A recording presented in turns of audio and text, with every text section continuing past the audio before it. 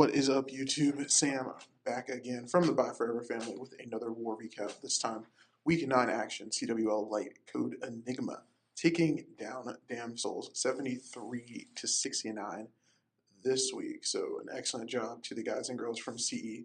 GG to the players from Damn Souls in this one. But we are going to be taking a look at some of the action. So, let's look into it this week. The Damn Souls team going 1 for 2, I believe, at the 10v11. Not picking up any 10s, but having perfect dips 3 for 3. Did have to take an 11v11, and then right at about 48%, 9v9 this week. So actually both clans having some struggles, 9v9 this week. We're going to see the Code Enigma ones in a second, but CE going 2 for 3 at the 10v11. So a nice job to that team. And then the difference maker, obviously, the Code Enigma Town Hall 10 team. 3 for 11 this week, picking up 3 10v10s. So excellent job. Perfect on the dips from the 11s. So those high pressure dips going in very, very well. And then the Town Hall 9 team, 57%. So just a click above what's necessary to get those 9s cleared up. Both sides struggled on 1 or 2 bases apiece, I believe, in this one. But let's get into the action, check out a couple of replays from this one. And we're going to be starting at the top with a beautiful 10v11 from Wet Splash. So enjoy the content, guys, as it rolls on the screen in the background with a little mood music. But we've got sort of that Valkyrie dive looking attack here, but I'm going to start it off with a few balloons to pick off just a couple of air targeting defenses so that he can bring in some archers as well as a couple of minions to pick up some free percent.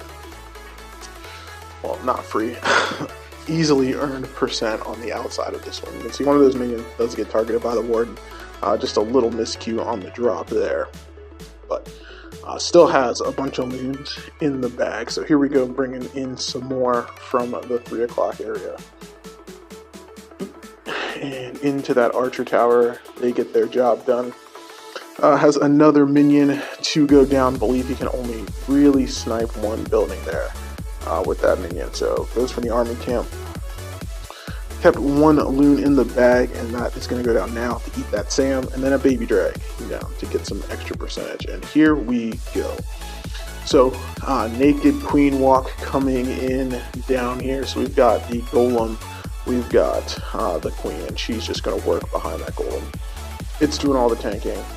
Queen doing her thing, beating through some storages, beating through Tesla on the outside. And now, on the opposite side, here comes the king. Here comes those bowlers out of the CC. And in a second, we are going to get a heal spell down. So that's an interesting choice, not common.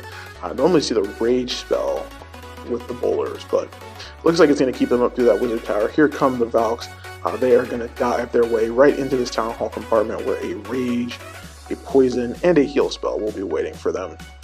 So here they go, just ripping through this core, getting the heroes, getting the town hall, getting a bunch of buildings. 46%, a couple baby drags on the back end. We'll pick this one up, and Wet Splash going to finish up a beautiful 10v11 for us. Got that archer down real late. If he had dropped the archer down a little bit earlier, probably could have got that last building down as well. But 52%, nothing to shake at. Very nice job to a name that I haven't heard before in Code Enigma. So let's see, where are we going? Dip, dip, dip, dip. So 4 for 4 on the dips. Wet Splash again. So Wet Splash, a name, like I said, haven't heard before. Maybe someone new to the family in general, but gets into Code Enigma and drops the 5-pack in the first war. So excellent job. So we saw that 10v11. Now we're looking at a little 10v10 action. Looks like we've got some queen walk into those bowlers. Sort of a mass bowler. Does have a few witches. But let's see how this gets on. So queen looks like she's going to walk from 12 down towards 3 o'clock. A couple of bowlers come down to get some nice funneling taken care of here. So it looks like we'll be entering right where that archer tower double gold storage is. Witches come down, giant to distract, And what are we going to do here? So it looks like there is the kill squad coming in. Just basically mass bowler. Does need to get that dark storage down. It does go down. Jump, rage, and I'm going to guess heal right after that. Jump, rage, heal, another jump. So everybody's moving in. Looks like the bowler is taking a little bit of a weird splitish here, and Queen is doing Queen things. She is beating through a wall with a jump spell less than a tile away from her, but gets through this, gets to that second Inferno bowler bounce. It's perfectly pick that up. But as you can see, things are starting to fade out here, honestly. Brings in a couple giants on this back end. Looks like that is to distract that wizard tower to let those witches and skellies keep doing some work here. Down at 6 o'clock. Queen has rerouted her way outside of the base, which is actually kind of helpful here because she can walk the rest of the base. And in fact, she's going to need to walk the rest of the base because those bowlers are in a precarious position where they're perfectly set up to be sniped off in that archer tower. So one by one, they are going to go down, but Queen is going to walk the outside of this base and get it taken care of. So Wet Splash again, 5-pack, first war. Excellent job. A couple of Larrys helping out with the Queen. She's going to beat through. Thankfully, the low-level wall pops ability gets through and finishes it up for the first 10v10 of this recap. So very nice job to Wet in this one. And let's see, who are we going to next? It is none other than Ragnar. And here we go. The popular 10v10 strat right now, and it is the Falcon. But what I really liked about this one is look at that 9 o'clock area synchronized bowler skips.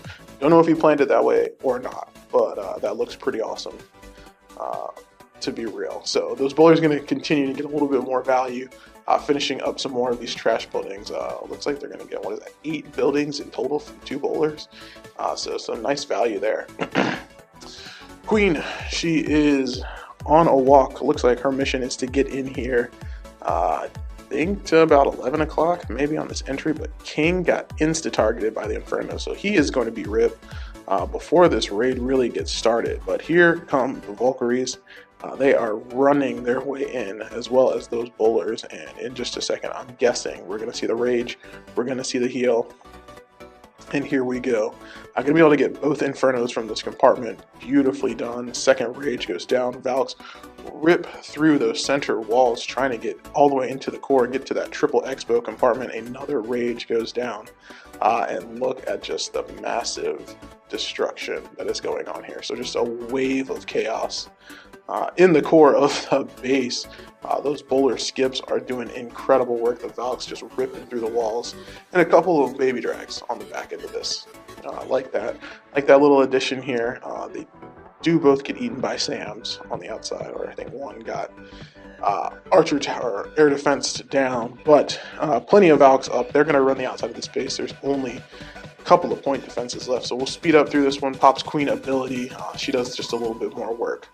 But the Valks going to have to run all the way back over to about 7 o'clock to take care of what we've got. What have we got over there? I think we've got a builder hut in the corner, and we've got that archer tower, or builder hut and camp that had to go down last. But Ragnar getting that one done. Another sick 10v10. And of course, the last 10v10 would come from none other than Kim Jong-un. And so we have seen 2 different strats already. So we saw the Queen walk into the Bow Witch, we saw the Falcon, and now we are going to see a little bit of Kill Squad Hoggies. Nice Coco Loon there, eating that outside Sam, and Wizards Baby Drag going to be doing the funnel in here. The entry is going to obviously be right there at that mortar. So he wants to get that cannon down and make sure that Golem isn't going to walk on him. And a few more Wizzies down on the opposite side, finishing up the funnel. And there we go. Golem, bowlers, Queen, and gonna delay that King just a bit so that he goes in there with as much health as possible. Outside Giant Bomb, no issues. Golem takes it out. Very nicely placed reach spell. King looks like he's gonna walk, but comes back at the very last second. And then Lucky Valkyrie out of the back. So that Lucky Valkyrie gonna get this Tesla taken care of, gonna help out with the enemy King. But despite all of that, not sure this kill squad got everything that he wanted. I'm pretty sure he wanted those expos. I'm pretty sure he wanted that Tesla there in the core, and obviously definitely wanted the queen, who is still up there in the core. So he pops his queen ability. She aggroes queen. She will get that taken care of. But that is basically going to be it for her.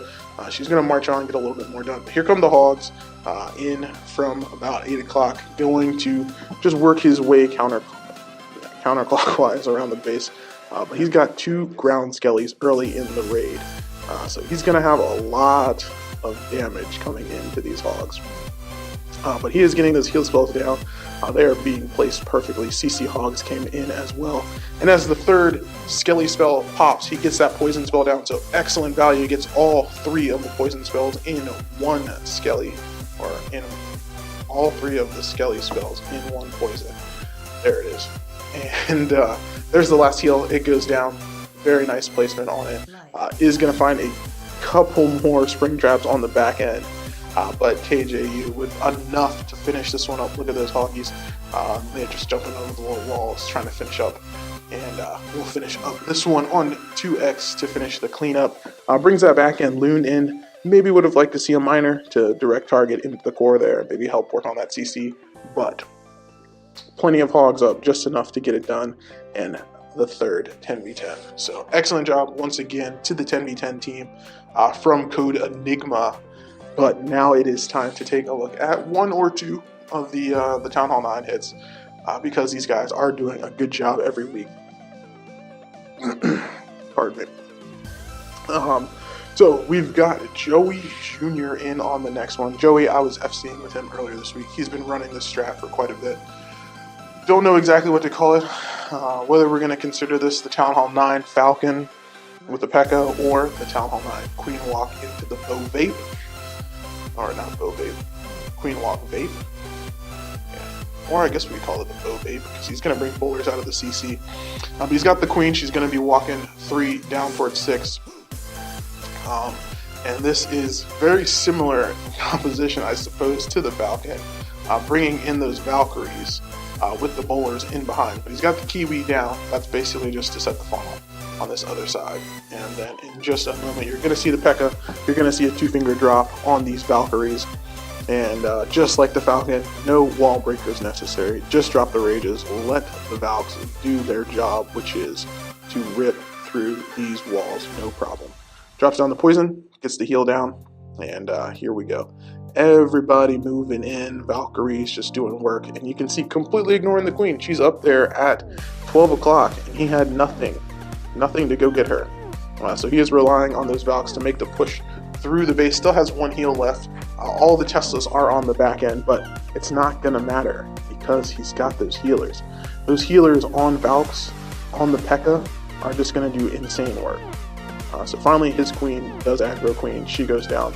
Still got a couple bowlers in there, but the superstars of this, the Valkyries and the P.E.K.K.A. They are going to break their way out of this base and finish this up for Joey. You can see his Queen, she's stuck on the top.